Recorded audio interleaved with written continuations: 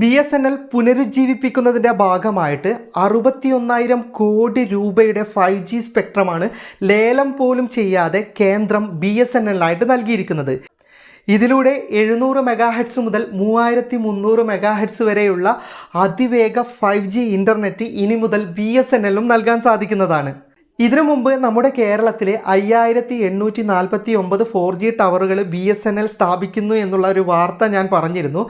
അപ്പോൾ അതിൻ്റെ കമൻറ്റ് ബോക്സിൽ ഒരുപാട് ആൾക്കാർ നെഗറ്റീവായി പറഞ്ഞ കാര്യമാണ് BSNLന് ഈ 4G ഉണ്ടായിട്ടൊന്നും കാര്യമില്ല, 4G കണക്റ്റായിട്ടും ഇൻ്റർനെറ്റ് വളരെ വേഗത കുറവാണ്, അതുപോലെ തന്നെ ചിലർക്ക് 4G തന്നെ ലഭിക്കുന്നില്ല, മറ്റു ചിലർക്ക് റേഞ്ച് തന്നെ ലഭിക്കുന്നില്ല എന്നൊക്കെയാണ് കമൻറ്റ് ബോക്സിൽ വന്ന പരാതികൾ. ഇവിടെ നിങ്ങൾ മനസ്സിലാക്കേണ്ട പ്രധാനപ്പെട്ട കാര്യം BSNL ഇപ്പോൾ നൽകുന്ന 4G സേവനം അത് പരീക്ഷണാടിസ്ഥാനത്തിലുള്ള 4G ആണ്. അതായത് നമ്മുടെ കേരളത്തിൽ മാത്രം ഇപ്പോൾ 5511 ടവറുകളുടെ പണി മാത്രമാണ് പൂർത്തിയായിരിക്കുന്നത്. ബാക്കി ഇനി വളരെ ചുരുങ്ങിയ ടവറുകൾ മാത്രമാണ് സ്ഥാപിക്കാനുള്ളത്. അതുപോലെ ഇന്ത്യയിലുടനീളം 100,000-ഓളം ടവറുകളാണ് BSNL സ്ഥാപിച്ചുകൊണ്ടിരിക്കുന്നത്. അതിൽ 80,000-ഓളം ടവറുകളുടെ പണി പൂർത്തിയായി കഴിഞ്ഞു. ഈ മുഴുവൻ ടവറുകളും സ്ഥാപിച്ചതിന് ശേഷം മാത്രമാണ് BSNL ഔദ്യോഗികമായിട്ട് 4G പ്രഖ്യാപിക്കുന്നത്. അതുകൊണ്ട് തന്നെ അതുവരെ നമുക്ക് ലഭിക്കുന്ന 4G സേവനം മുഴുവനും അത് പരീക്ഷണാടിസ്ഥാനത്തിലുള്ളതാണ്. ഈ പരീക്ഷണാടിസ്ഥാനത്തിലുള്ള 4G സേവനമായതുകൊണ്ടാണ് ചിലയിടങ്ങളിൽ അതിവേഗതയും മറ്റു ചിലയിടങ്ങളിൽ തീരെ വേഗതയില്ലാതെയും ആകുന്നത്. ഇപ്പോൾ എൻ്റെ ഏരിയയിലൊക്കെ 4G നല്ല വേഗതയുണ്ട്. എൻ്റെ തൊട്ടടുത്ത സ്ഥലത്ത് 4G കിട്ടും, പക്ഷേ അവിടെ 4G വേഗതയില്ല. അപ്പോൾ ഇന്ത്യയിലുടനീളം 4G നെറ്റ്വർക്കിൻ്റെ പ്രവൃത്തി പൂർത്തിയാകുന്നതോടെ ഈ എവിടെയൊക്കെയാണ് 4Gയിൽ തകരാറുള്ളത്, എവിടെയൊക്കെ വേഗത കുറവ്, ഇതൊക്കെ BSNL പരിഹരിക്കുക തന്നെ ചെയ്യും.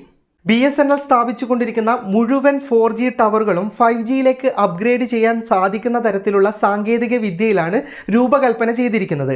ഇപ്പോൾ BSNLന് 5G നെറ്റ്വർക്കിനുള്ള സ്പെക്ട്രം ലഭിച്ചതുകൊണ്ട് തന്നെ നിലവിലുള്ള മുഴുവൻ 4G നെറ്റ്വർക്കുകളും BSNL ഉടൻ തന്നെ 5Gയിലേക്ക് അപ്ഗ്രേഡ് ചെയ്തു തുടങ്ങുന്നതാണ്. അങ്ങനെ 4Gയുടെ കോർ ഉപയോഗിച്ച് 5Gയിലേക്ക് നെറ്റ്വർക്ക് അപ്ഗ്രേഡ് ചെയ്യുന്നത് കൊണ്ട് തന്നെ നമുക്ക് നോൺ സ്റ്റാൻഡ് അലോൺ 5G ആയിരിക്കും ലഭിക്കുക.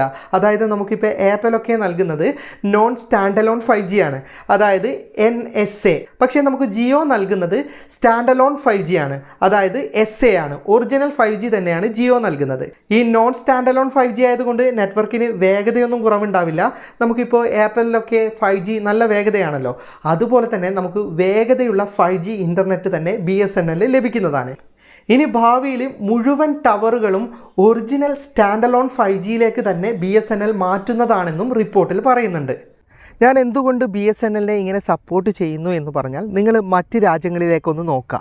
അവിടെയൊക്കെ സർക്കാരിൻ്റെ ഉടമസ്ഥതയിലുള്ള ടെലികോം കമ്പനികളായിരിക്കും ഏറ്റവും മുൻപന്തിയിലും ഏറ്റവും മികച്ച സാങ്കേതിക വിദ്യകളും നൽകുന്നത്. പക്ഷേ നമ്മുടെ ഇന്ത്യയിൽ ഒരു സ്വകാര്യ വ്യക്തിയുടെ പേരിലുള്ള കമ്പനിയാണ് നമ്പർ 1 ആയിട്ട് നിൽക്കുന്നത്. ഇതിന് പ്രധാനപ്പെട്ട കാരണം നമ്മുടെ BSNLലുള്ള പല ഉദ്യോഗസ്ഥരും തൊഴിൽ ചെയ്തത് ജിയോന് വേണ്ടിയിട്ടാണ്. എന്നാൽ ഇപ്പോൾ ഉദ്യോഗസ്ഥ തലത്തിൽ വലിയൊരു അഴിച്ചുപണി നടക്കുന്നുണ്ട്. അതിൻ്റെ പൊട്ടിത്തെറികൾ നമുക്കും കേൾക്കാൻ സാധിക്കുന്നതാണ്. നിങ്ങളിപ്പോൾ അടുത്ത കാലത്തൊരു വാർത്ത കേട്ടിട്ടുണ്ടാകും, ഞാൻ പറഞ്ഞു തരാം. 2014 മുതൽ 2024 വരെ BSNLൻ്റെ ടവറുകൾ, ഫൈബർ ഒപ്റ്റിക്കൽ, ഇതുപോലെ BSNLൻ്റെ പല ഇൻഫ്രാസ്ട്രക്ചറുകളും ജിയോ ഉപയോഗിച്ചിരുന്നു. അതിൻ്റെ ബില്ല് നൽകാത്തത് കൊണ്ട് തന്നെ ഏകദേശം സർക്കാരിന് 1757 കോടി രൂപയുടെ നഷ്ടമാണ് ഉണ്ടായിരിക്കുന്നത്. അപ്പോൾ ഇത്തരം വാർത്തകളൊക്കെ പുറത്തു വരാനുള്ള കാരണം ഈ BSNLനകത്ത് ഇപ്പോൾ വലിയ അഴിച്ചുപണി നടക്കുന്നത് കൊണ്ട് തന്നെയാണ്. ഈ കമ്പനിയെ ഒറ്റുകൊടുക്കുന്നവരെയും വളർച്ച തടയുന്നതുമായ ഉദ്യോഗസ്ഥരെ ഒഴിവാക്കിയിട്ട് പുതിയ ഉദ്യോഗസ്ഥരെ കൊണ്ടുവരിക തന്നെ ചെയ്യും. ആ വാർത്തകളൊക്കെ ഇനി നമുക്ക് ഭാവിയിൽ കേൾക്കാൻ സാധിക്കുന്നതാണ്. BSNL നമ്മുടെ നാട്ടിൽ വളരുക തന്നെ ചെയ്യണം, അല്ലെങ്കിൽ ഏറ്റവും വലിയ അപകടമാണ് നമുക്ക് വരാൻ പോകുന്നത്. പലരും ഇലോൺ മസ്കിൻ്റെ വരവ് നല്ലതായിരിക്കുമെന്ന് പ്രതീക്ഷിച്ചിരിക്കുന്നത്, എന്നാൽ അത് ഏറ്റവും വലിയ അപകടമാണ് നമ്മൾ വിളിച്ചു വരുത്തുന്നത്.